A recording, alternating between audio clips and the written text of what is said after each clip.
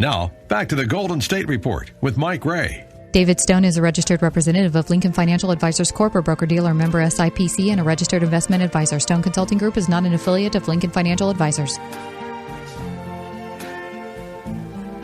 Welcome back. You are listening to the Golden State Report, heard every week on AM 1380 and FM 105.5. I'm Mike Gray with Morris Williams Realty, along with Amy DeBus from Finance of America. Hi, Mike. And David Stone from the Stone Consulting Group. It is always a pleasure. Yep, and David is our resident financial planning guru. I think what is that called? RFPG, Resident Financial Planning Guru. Yeah, I got a big turban on my head. I'm a guru. Yes, evidently so. But you also are the author of The Power of a Plan. Yes, I am. Which is probably one of the most comprehensive, at least in my book that talks about just basic financial planning in such a way that I could understand it. So that's really a compliment. That's the reality is it was written for just the average person to be able to read about financial planning topics and introduce the concept of a personal CFO. Mm-hmm. So that's why we wrote it. Well, I'm going to ask you a question about, I know that in Chapter 2 of that book, Tryon talks about some debt management and some things revolving around debt. Sure. One of the questions that I get from my listeners, so you and Amy can both answer this, is 15-year mortgage, better interest rate, higher payments. 30-year mortgage, a little bit higher interest rate, but a lot lower of a payment. Right. What do you prefer? Doctor, what prescription should I take? Right. Yeah. The reality is it just depends. Uh-huh. Really, it depends on a person's are. situation, what their financial situation is, what their cash flow is.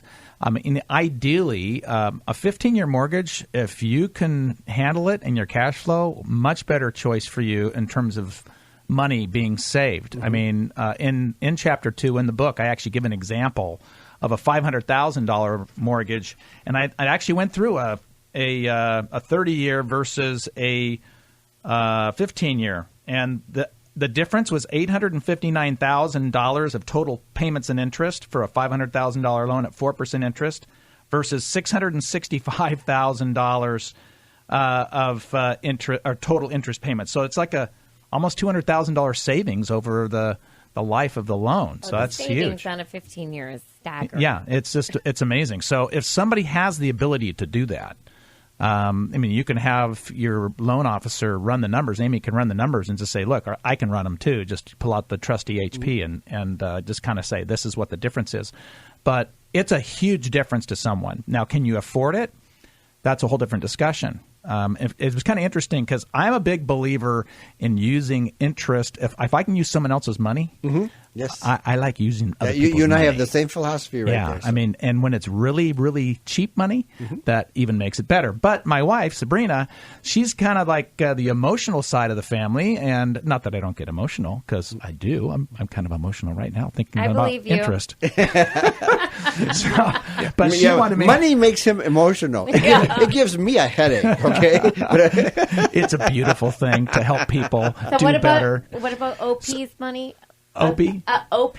Other people's money. That's right. So Sabrina wanted to just have that house paid off. Boom. And I was like, interest rates are so low. Yeah. If I can use somebody else's money for under 3%, mm-hmm. and, oh, by the way, that's tax deductible too, mm-hmm. I think that's a better thing to stretch out. So our compromise was a 10-year mortgage. And so that was kind of one of the things that we did to kind of quickly reduce the amount that we have to pay out over time, of course, but we'll have the house paid off really fast. Mm-hmm. And so that's an example of, a mortgage is actually, if there's good debt and bad debt, that's an example of good debt because you can use leverage in real estate to grow the value of the investment. Mm-hmm. Let's give you an example.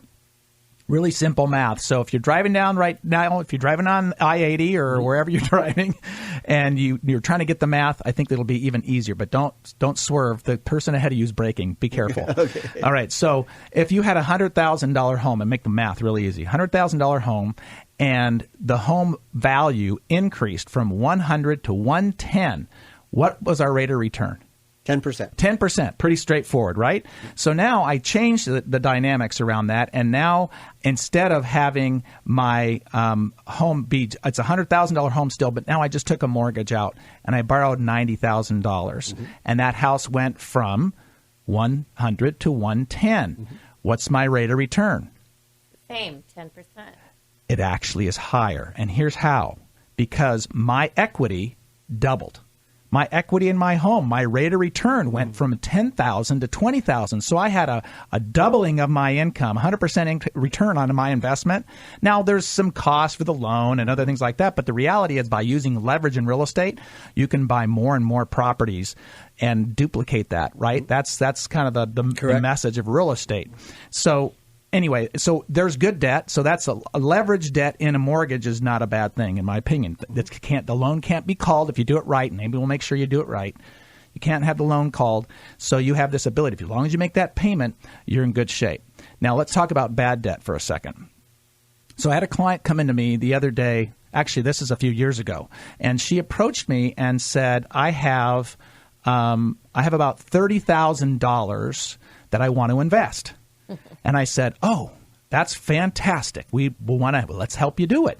So we went through and we discussed all the different things we knew about her situation. She just also happened to have $30,000 in credit card debt.